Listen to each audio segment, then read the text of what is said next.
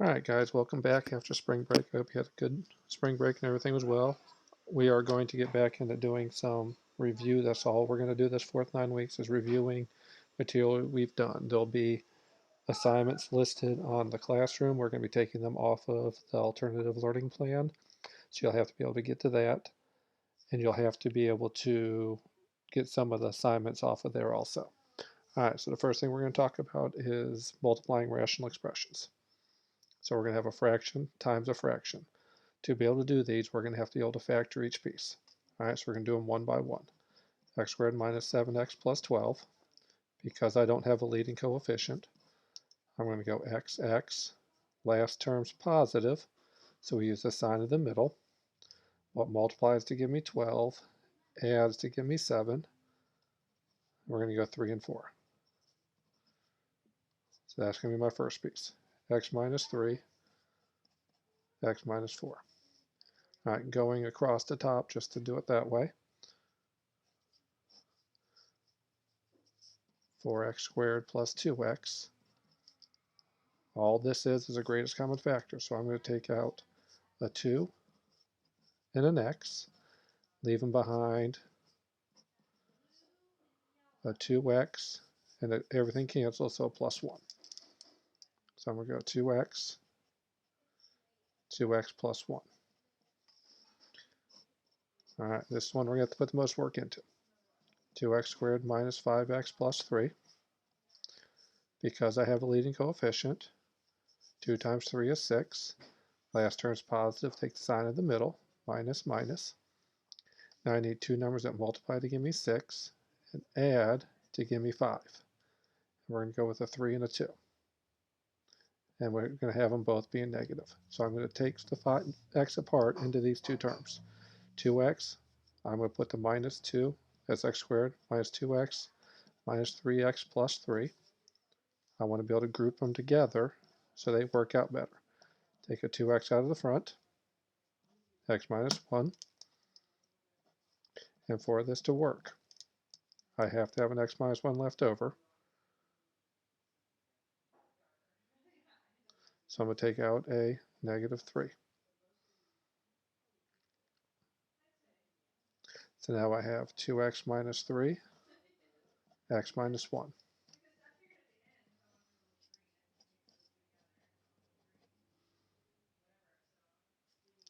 And this last one's a difference of squares. That's an x plus, x minus, both perfect, separated by a minus sign. X plus 3, x minus 3. All right, now, looking at this, I'm going to do some canceling. All that I see that cancels is an x minus 3 on the top and the bottom. Nothing else works out, so I'm just going to write everything across the top. 2x, x minus 4, 2x plus 1, over 2x minus 3, x minus 1, x plus 3. Only those two pieces cancel, so I'm going to take everything on the top and on the bottom and write them on top of each other.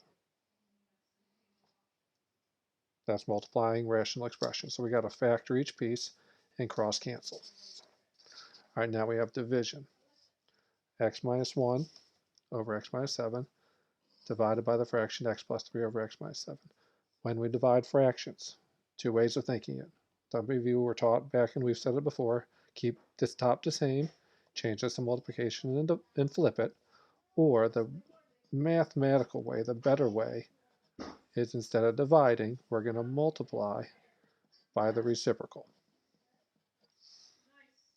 Dividing fractions is the same as multiplying by the reciprocals.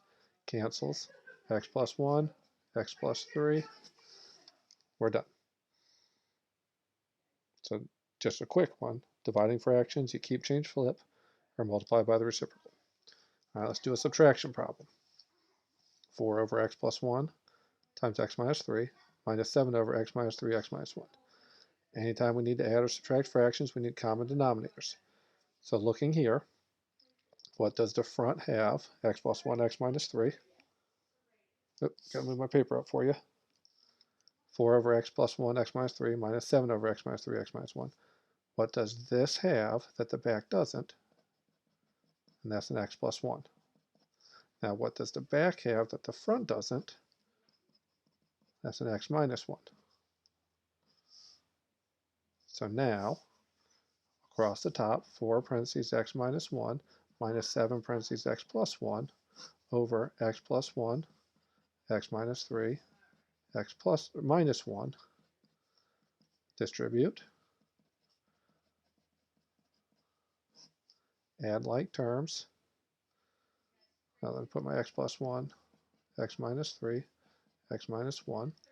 So I'm going to get a negative 3x minus 11 over x plus 1, x minus 3, x minus 1. Common denominators. Do the math across the numerator and clean it up. All right, now some quick ones, just so we can get to basic ideas.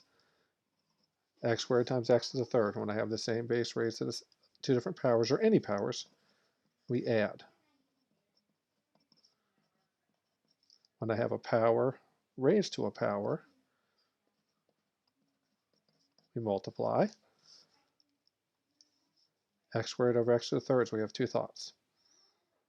All right, x squared over x to the third, when we divide, we subtract, which is x to the negative 1. But we have to remember we're not allowed to have negative exponents, so if it's a negative exponent in my numerator, it's going to become a positive exponent in my denominator, and I'm going to get 1 over x. So we subtract, negative exponents go into the other place. Another thought is if I have 2 on top and 3 on the bottom, when I cancel, I'm going to have a single 1 left in my denominator.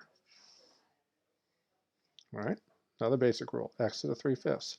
Rational exponent. We need to remember that our denominator of our exponent is our root, and our numerator is our power. We can also write this, the 5th root of x, with the cube on the outside. Just depends on what the problem is, which one's going to be better. All right, quick little lesson, just quick refresher. Cube root of 16, x to the 4th, y to the 8th. When I have multiple terms underneath a root, I'm going to write them as multiple roots. Cube root of x to the cube root of 16, I'm going to do a factor tree. 4 and 4, 2, 2, 2, 2. When I have a cube root, I'm looking for groups of 3. So I'm going to have a 2 on the outside with the cube root of 2 left over. Cube root of x to the 4th, I'm going to break this apart into 2 cube roots, one being a good one and one being the leftovers. When we have these, we divide. Does 3 divide into 4? Not evenly. Does 3 divide into 3? Yes. So I'm going to make that an x to the 3rd. And if I take out an x to the 3rd, I'm going to have a single x left over. The cube root of x to the 3rd is just x. Cube roots of x. Y to the 8th, 3 goes into 8, or 3 times what is less than 8. I'm going to go 3 times, make that y to the 6th. It would leave me a y squared left over. 6 divided by 2 is y squared, cube roots of y squared. Hopefully, I'm going quick, hopefully that makes sense. Now I have these 3 pieces. All my outsides, 2xy squared, with the leftover, same thing, 2xy squared. All right, we're not going to have many problems. I'm not going to make you guys work too hard during the week on these, but I expect you to do all the work yourself. I don't expect you to look up answers. I mean, we need to know this. Faking our way through this isn't going to help us next year in whatever class we take. I need you to do this. I'm not asking you to do a lot. I'm asking you just to make sure you know what's going on. All right, last one. Square root of 50x to the 4th y over square root of 32xy. Basic rule of math is you're not allowed to have a square root left over on the bottom. To get rid of that square root on the bottom, what we're allowed to do is multiply by 1. The one we're going to multiply by is this root, 32xy over 32xy. That gets ugly because I'm going to have to multiply 50 times 32, which is some big number, x to the something, y to the something, and the square root of 32xy times the square root of 32xy is 32xy. Square root of 7 times square root of 7 is 7. All right, this ugliness up here we're not going to deal with. So we're going to go back to the front. Since they're both under square roots, I'm going to do 50 over 32. I can take a 2 out and get 25 over 16. X to the fourth over x leaves me with an x to the third on the top. A y over y cancels. So now I've got a whole lot easier looking problem. I already know that the square root of 25 is 5. Square root of 16 is 4. And like we did on the last problem, square root of x to the third, I'm going to go square root. It's imaginary 2. So I'll make that an x squared and an x. And I get 5x square roots of x over 4. Ugly problems like this, simplify the fraction since they're both under roots. And it's going to make your work a lot easier. All right, I'm still going to be available for questions. I'll check my email twice a day, usually between 8 and 9. Or what did I say? Between 9 and 10 and 2 and 3. If I'm unavailable at that time, I'll be with you guys shortly. I'm going to check my email all the time and be able to get back to it with you. 2 assignments a week off of the alternative learning plan.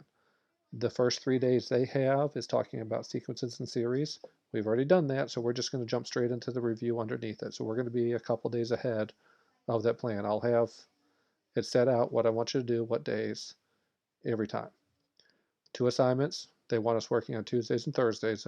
So that's when officially the assignments will be given. I'll probably give them Monday morning, and you just do them as you feel you need to. They need to be turned in, I think I said Sunday night. All right. If that changes, I'll let you know, but you'll have all week. I'm not going to say one's due on Wednesday, one's due on Friday. They're just going to both be due at the end of the week. I'm going to need you to take clear pictures so I can read them. I'm going to ask you to either scan them or do something so I can read them. If you want to do them all on one sheet, it's going to be 3 individual assignments. If you want to put it all together into one sheet, that's fine. But show me as much as you can. If you need any help, email me, try to chat, do something, but let's get through this so we all understand what's going on. All right, I hope you had a good spring break, and if you need me, let me know.